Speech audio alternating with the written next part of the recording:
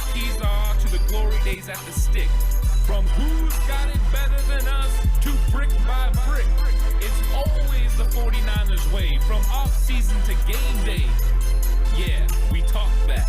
It's the 49ers Cutback.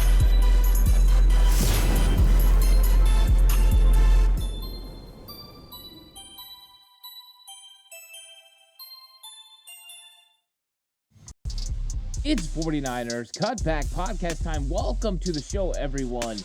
Ready to talk about some must-win matchups for the 49ers on defense.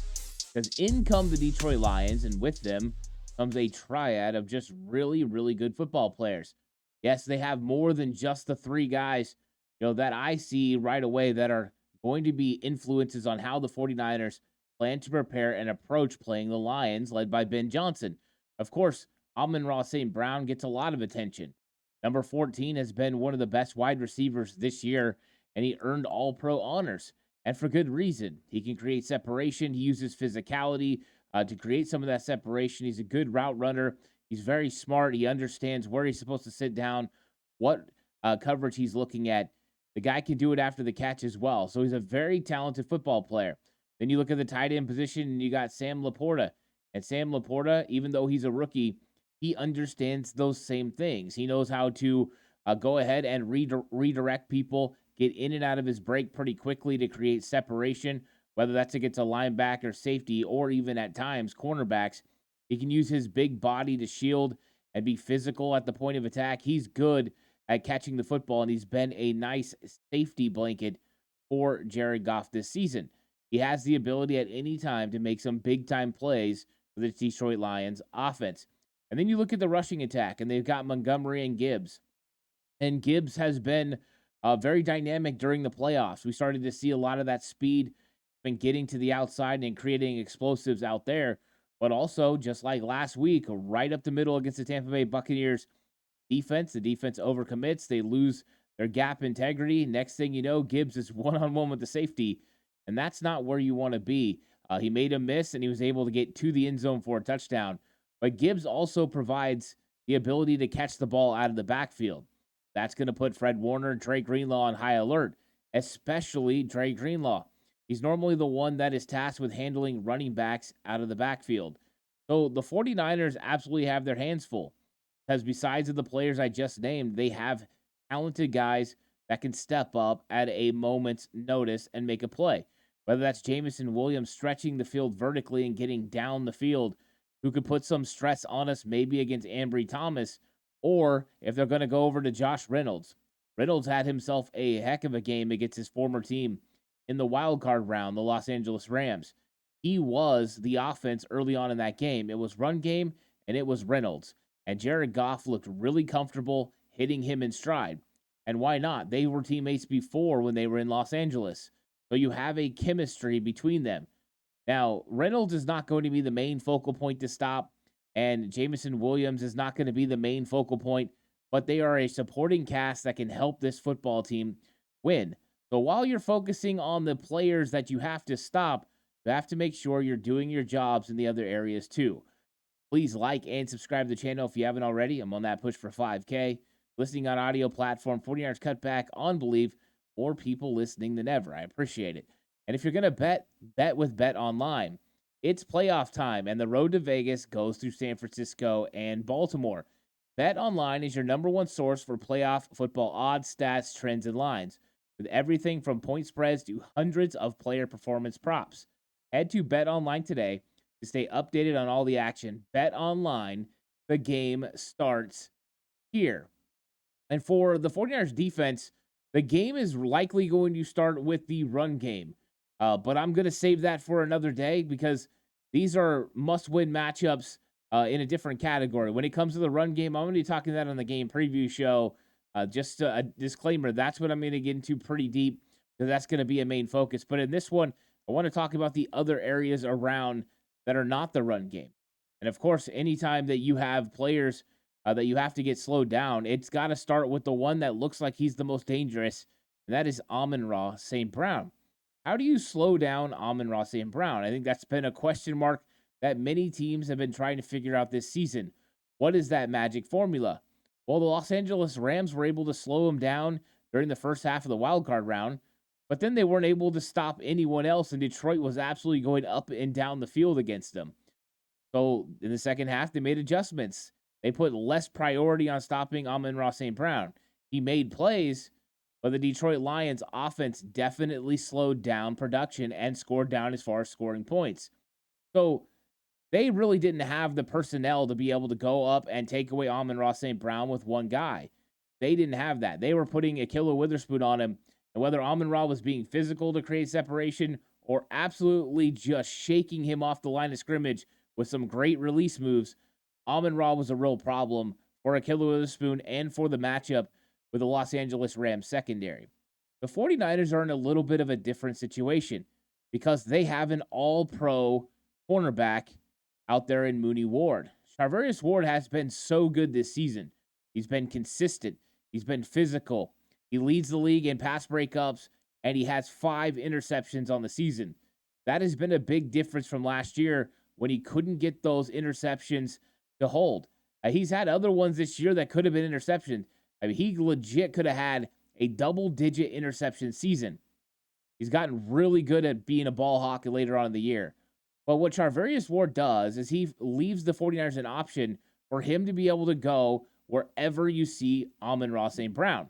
Now, following Amon Ra St. Brown is not the easiest of tasks. Ben Johnson likes to move him around. He likes him tight to the formation. He likes him out wide.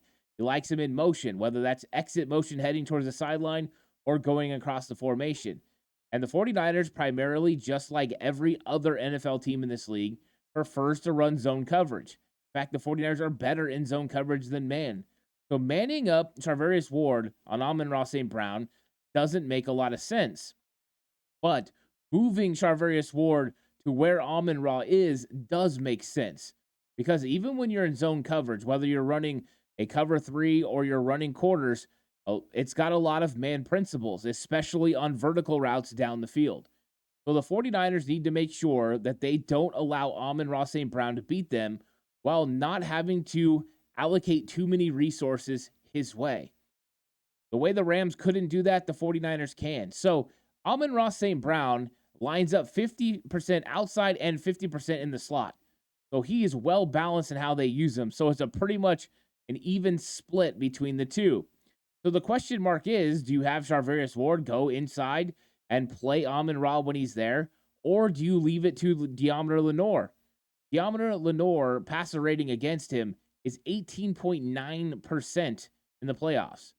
Deommodore Lenoir has been an absolute beast for 2 seasons in the playoffs. I think that the 49ers like a matchup of Amon Ra St. Brown versus Deommodore Lenoir. I think they don't mind that because of the physicality in which Deommodore Lenoir plays with. The only one you don't really want that matchup in this game is Ambry Thomas versus Amon Ra. Because of the physicality, Amon Ra St. Brown will create separation. Plus, Amon Ra's ability to get in and out of breaks makes him a prime example of how to run double moves. I worry about Ambry Thomas getting caught trying to jump on a route with Amon Ra stopping and then breaking up the field for a big play. So I think the 49ers will use in tandem Charvarius Ward and Deommodore Lenoir. When the 49ers are in their base 4-3, there's no worries. Amon Ra will line up over Deommodore Lenoir or Charvarius Ward. In those situations, I don't think Charvarius Ward will move sides to be with Amon Ra. But if they're in nickel, I think he does. I think when they go to their sub package, Deommodore Lenoir moves to the nickel. If Amon Ra's there, he covers him. If Amon Ra St. Brown is on the outside, Charvarius Ward will be in front of him. Whether he's on the right side of the offense or the left side of the offense. It's the best way to go. And I think the 49ers know that this is a job they must take care of. You're not going to stop Amon Ra St. Brown. He's going to have some clutch catches. But what you have to do is limit the effectiveness of those catches. Let nothing get vertical. Let nothing get caught where he's going to have separation and be able to create after the catch. Be physical with your tackling. Be physical with your coverage. When you play physical receivers, match their physicality. Most of the time, when you have a physical receiver, referees understand there's going to be pushing and pulling, and you can normally get away with playing more physical than you would. Of course, you can't push, you can't pull, you can't grab. Those are going to be penalties. But if you want to get physical, if you want to hit him, if you want to shoulder check him, if you want to grab a wrist from time to time, you can do that and get away with it. So I think this is going to be an interesting matchup. I'm very curious to see how Steve Wilks does it. Does he just go, hey, you know what, Charvarius, you go wherever St. Brown goes? And you got to look at the other side. Ben Johnson has to know this is coming. He has to know the 49ers are going to go with this sort of method. How does he try to manipulate the 49ers defense and move Amon Ra St. Brown around? Where does Steve Wilks check out of something and just allow Amon Ra to go? Imagine you're in the nickel package and Amon Ra is in the slot and Deommodore Lenoir's lined over him and you're okay with that and he goes in motion. Does Deommodore Lenoir go all the way to the other side? And if that receiver goes outside of the outside receiver and Amon Ra goes all the way outside, does Ambry cover him? Or does Deommodore Lenoir go out there and take over that role? I know the defense that we ran, we would have switched. Deommodore Lenoir would have taken care of it. Ambry Thomas would have taken the inside receiver in that situation, only because we like the matchup. But I don't know if Steve Wilks is going to do that. But I think Ben Johnson is going to test the waters and see what he can find out. Because his ultimate goal is to get Amon Ra St. Brown in good situations. Number one, lined up on Ambry Thomas. That is a win.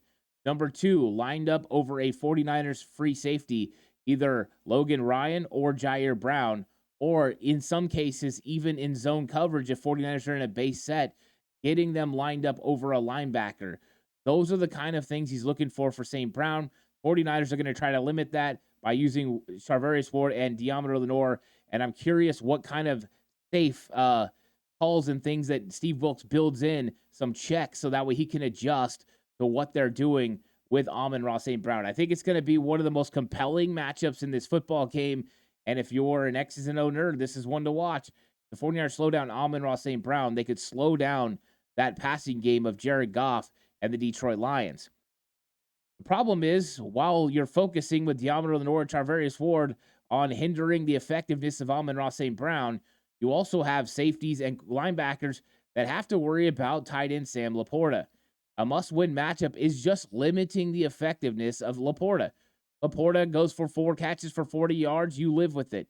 But you have to make sure he doesn't have one of these big games, 8, 9 catches over 100 yards through the air and able to convert big key third downs. So how do you do that? You have to make sure it's a concerted effort. Eyes are on him. When you see him, you flow towards him. Remember, when you're in zone coverage, you are not carting grass. You are covering a player. So as somebody comes into your zone, be free to flow towards them. Make sure Jared Goff feels uncomfortable throwing that football in zone coverage.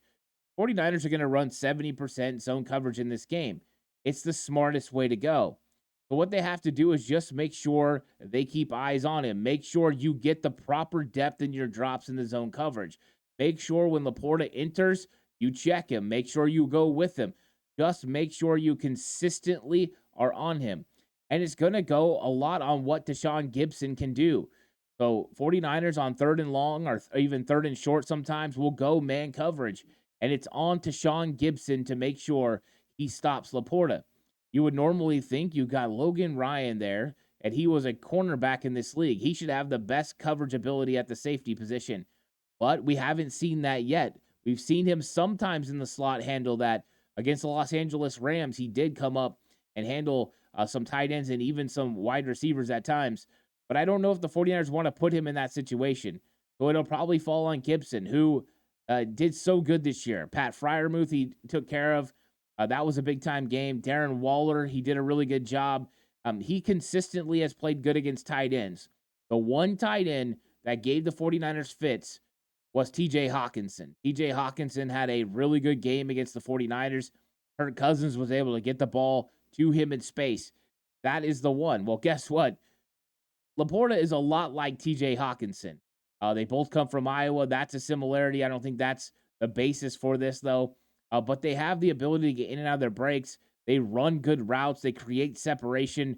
They're tough covers for linebackers because of speed. They're tough covers with safeties because of strength. And they can just run good routes against nickel corners if that's the question. And what Ben Johnson does is he lines them up all over the field. Sometimes he'll be lined up out wide. What do you do there if you're in zone coverage? Ambry Thomas covering him out in the flat. I think Ambry actually matches up well with Laporta minus the physicality. But you've got question marks about how you play this. Do you move Ambry in and go ahead and put Gibson outside, or put Logan Ryan outside, or Jair Brown in man coverage? That's a question mark. So I think it's an interesting matchup. While you've got all the movement going on, which are various Ward and Demo on St. Brown, you've got some decisions to make as well with what you do with Laporta. Because the 49ers know the plan is to limit the effectiveness of Laporta and St. Brown and make Reynolds and make Jamison Williams defeat them. If you make them be the ones that have to make the big plays in the passing game, you have to feel like your role players can get it done. You have to feel like Ambry Thomas can hold up against that second receiver. And that is my next matchup that the 49ers must win. Ambry Thomas must win against that other receiver, whether that's Reynolds, whether that's Williams. It doesn't matter. He has to hold up. He has to keep his technique. He has to make sure he doesn't give up big explosives. He needs to make sure he doesn't give away easy throws underneath. And he needs to make sure he doesn't lock on and get big pass interference calls. Those just can't happen. And Ambry Thomas last week, he lost his technique. He lost the way that he plays corner, and it was really clear. In his comments this week, he just said, hey, I hadn't had the reps. It was really tough for me out there. And of course, he's alluding to the fact he missed practice with a broken hand. And that's all well and good, but you have to make sure you're playing your job. That play against Bo Melton, he talked about the fact he's normally on top of that play. And if he was on top, he would have an interception. That's correct. But you weren't on top. And the reason you weren't on top is because your technique wasn't sound. Ambry Thomas has got a full week of practice to make sure he gets his technique sound. Now, Steve Wilkes, when he talked about Ambry, seemed like he felt very comfortable and very confident in Ambry Thomas's abilities to step up this week and make big plays against Detroit. But we've just talked about all these guys that are focused on players. How are you going to give help to Ambry Thomas? I've been talking to different people this week, whether it was on air or off air, and they've been telling me we have to make sure we give safety help to Ambry Thomas. And that's all well and good. We've got focus on St. Brown. We got to focus on Laporta, and now we have to give safety help to Ambry Thomas. That puts you in a frustrating situation, because you know what else one of those safeties has to do? They have to help in the run game, because those Detroit Lions have a really successful run game. Montgomery running the ball up the middle with physicality. Detroit running ISO scheme, gap scheme, with him being physical at the point of attack, using pulling linemen to create holes. And you need a safety sometimes to step in there and take away one of those gaps. San Francisco 49ers run a single gap system on defense. A lot of times, a nickel corner or a safety have to account for one of those gaps that's open and available. Sometimes an offense can create more gaps than you have players in the box to be able to hold up against. So it's all well and good to say, yeah, we need to give Ambry Thomas help. But the truth is, Ambry Thomas is going to have to stand on his own 2 feet sometimes in this game. You can give him help occasionally, especially on 3rd and long. I love that for the 49ers being able to help Ambry Thomas and then play soft coverage and tackle underneath. But a lot of the times, he's just going to have to be out there, and he's just going to have to make plays. This is the bed you're in. Now you lie in it. You had a young player in Ambry Thomas. You've been trying to develop him. You tried to bring in some key veterans at cornerback. But when you look at the situation now, you've got 2 really good quarterbacks in Charvarius Ward and Deommodore Lenoir. You got a guy in Ambry Thomas who shows flashes. Well, it's flashes no more. It's sink or swim time for Ambry Thomas. If he goes out there and he competes and he does it, not only will the 49ers be very successful in this football game, their defense will slow down the Detroit Lions offense, but Ambry Thomas will change the opinion of the way people are looking at him. He will start to get a command of what he's doing. He'll get some confidence, and then I think people around the league will look at him differently, like, hey, maybe Ambry Thomas can be a number 2 corner in this league. Maybe he can step up and be into the starting lineup for the San Francisco 49ers in the short term, but maybe other teams will start looking at him as potentially being somebody that they count in the future. You're getting to the point now where these guys have to make big-time plays in the biggest of moments, and guess what? The whole world is watching every single play you make. So, yeah, this is sink or swim time for Ambry Thomas, and I think Ambry Thomas has the ability to step up. I like the matchups that are going to be in this game for the second wide receiver that he's going to be going against. Not a huge fan against him and St. Brown versus St. Brown, but I do like him against Williams and Reynolds. I think they'll have catches against him because Jameson Williams has a lot of speed, and Reynolds is a very savvy veteran. He understands how to get to his spot and what he's supposed to do within this scheme. So I think this is going to be a fun one for Ambry Thomas. I'm hoping he makes some big plays, and I got a lot more to say about him when we get into the game preview show. That's going to be coming up later this week. I hope you guys will join me for the game preview show.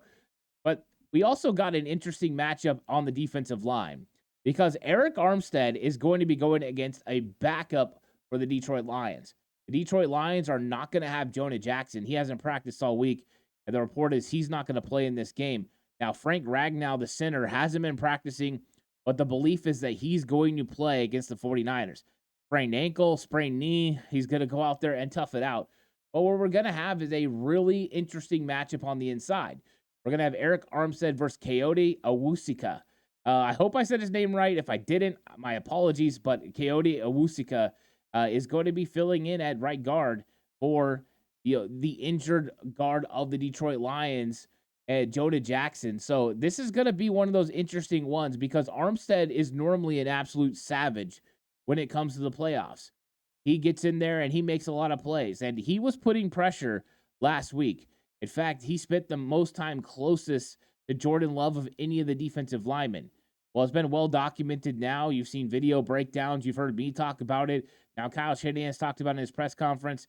It was max protect all day for LaFleur. They were leaving 7, 8 guys in there to take away the 49ers defensive line and just allowing 2 or 3 receivers to go downfield and try to get open. At times it worked. A lot of that because 49ers defensive players slipped down. Others because they just executed well in their route schemes. But you're going to have a situation this week where Detroit Lions are pretty comfortable with their offensive line. I don't know how much Ben Johnson's going to feel like he needs to keep 7 guys in to protect Jared Goff. And if he does, do they have enough in the back end? If they're sending 2, 3 guys out in routes against the 49ers 7 that they're dropping, you got to think the 49ers should be able to have success on kind of squeezing those down, suffocating those routes, and making plays. But Armstead versus Awusika is going to be good because Armstead has got all the ability in the world as far as pass rush. He's quick. He's got a really good arm over move. He's very physical, so he can drive you back. And this is just a matchup that I love. A veteran that plays the best in the playoffs against a young cat looking to prove how good he is. But I think this could be an advantage. And with Ragnow being injured and him having to have focus on helping out potentially on Armstead, does that mean the Gravedigger is going to go one-on-one? And if that's the case, then it's advantage there. So I like this matchup for the 49ers. I like a matchup that looks at Eric Armstead potentially getting some one-on-ones. And if he's not getting them, then it's the Gravedigger, Javon Hargrave, getting those one-on-ones. I think this could be a big determining factor on how successful the 49ers are. Because if you can get interior pressure from this defensive line up into Jared Goff's face, you're going to have more success. Plus, you have to stop this run game. You have to make sure you slow them down and not allow them to have big plays in the run game. Gashing runs cannot happen. So having a weakness, and even if it's a very minor weakness, he's a pretty good player, but even just a subtle weakness could be the advantage the 49ers need, because those 49ers interior defensive linemen need to be able to rush the passer, but they also need to be able to take on double teams and slow down this Detroit Lions running game. If the running game doesn't get going, the play action game doesn't get going. And if that doesn't get going, then you can turn to Jared Goff and make some things happen. And that's my next matchup, is going to be pressuring Jared Goff. This is something it has to happen. This is a must-win matchup for the 49ers. It might be Armstead, it might be Bosa, but you have to generate pressure. And I'm looking at Steve Wilks and I'm saying, look, you don't think you can generate pressure with 4, you better bring 5. And if you don't think you can pressure with 5, you better bring 6. Make sure Jared Goff feels uncomfortable. He is a very different quarterback when he starts getting pressure. All you have to do is turn on the film of the wild card round against the Los Angeles Rams. When the Rams dialed up blitz and got anywhere close to him, he was not as accurate. He started making bad throws. He started taking sacks. But when he feels comfortable in the pocket, he's so much better. This will make it very clear. Jared Goff in a clean pocket is a 76% completion percentage with an 8.2 yards per attempt, 27 touchdowns to 3 interceptions. You don't pressure Jared Goff, you leave him a clean pocket, he's going to pick you apart. This guy has seen coverage, he understands coverage, he knows what teams want to do against him, and he's willing to take what the defense gives him. He will check it down 1,000 times if he has to, but he's willing to make those big intermediate throws over the middle. He's willing to go vertical down the field if that's what's presented to him. So Jared Goff is a complete quarterback as far as where he wants to attack a defense. He'll go anywhere with the ball, and he's really good when he doesn't have pressure. Now, Jared Goff under pressure, 51.4 completion percentage with a 6.3 yards per attempt, 6 touchdowns to 9 interceptions. He's thrown 12 interceptions in the entire season, and 9 of them come when he is under pressure. And of course, pressure is one of those key things anytime, right? Quarterbacks are just not as good under pressure, but it is a steep hill and a steep fall off for Goff compared to other quarterbacks. Matthew Stafford, when he was pressured in the wild card round, went 11 of 15 for 165 yards and a touchdown. That's a far cry from what you see from Goff. Goff was under pressure, the 10th highest rate this season. 49ers pass rush has to disrupt Goff into mistakes. And so this is where I think Steve Wilks needs to dial up some blitzes. This is some time you have to show pressure. You have to make Goff feel the pressure even pre-snap. Because I think sometimes when you go with the fire zone blitzes and you bail and you leave, you have guys drop off that maybe he's not expecting, it throws him off a little bit. Generate pressure, generate opportunities to get after Jared Goff. You always want to be able to get home with 4, right? That's the goal every single time. But sometimes it's just about shaking someone up, hitting someone in their own head. Nick Bosa said in his presser that you want to be sticky, take away reads 1 and 2, and then get after him. That's how you get it done. You get pressure and he's not as good. What do I say every single week on the game preview show? Take away reads 1 and 2, disguise coverage, and then get pressure on the quarterback. Because if you take away reads 1 and 2 with sticky coverage, it gives the defensive line time to get home. But this week I'm saying, Steve Wilks, blitz. Go get him. We need some DeMeco Ryans caliber blitzes that come out of nowhere and absolutely light Jared Goff up. We need Dre. We need Fred. We need a safety coming down. We need Diamo Lenore coming off the nickel. It is time to put pressure on Goff all day long. Make him feel it. So I think this is going to be one of those games where the 49ers do bring pressure consistently, all the while having to worry about Amon Ra St. Brown, Laporta, and Jahmyr Gibbs. And of course, I'm going to talk a lot about Jahmyr Gibbs in the run game episode when I talk about the game preview show. That's going to be a lot of fun. I hope you guys will all join me for that later on this week. The game preview show is going to be fun.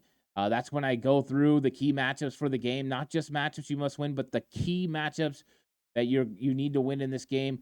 It's going to be a lot of fun doing that. Plus, I give Wow, That's Bold predictions, and I have a couple that from watching film that are going to probably shock some people. But wow, that's bold predictions. And then I'll give my game prediction, who I think is going to win, and what the score is going to be. I hope you guys will join me for that. Please like and subscribe to the channel if you haven't already. I'm on the push for 5K, pretty close to 100 away. So you could be the reason why I get over the hump and get there. And if you're listening on audio platform, 49ers Cutback on Believe, I appreciate you so much. This episode was brought to you by Bet Online, where the game starts. I'll catch you guys all in the next one. Until then, stay safe. And remember, the right way is always the 49ers way.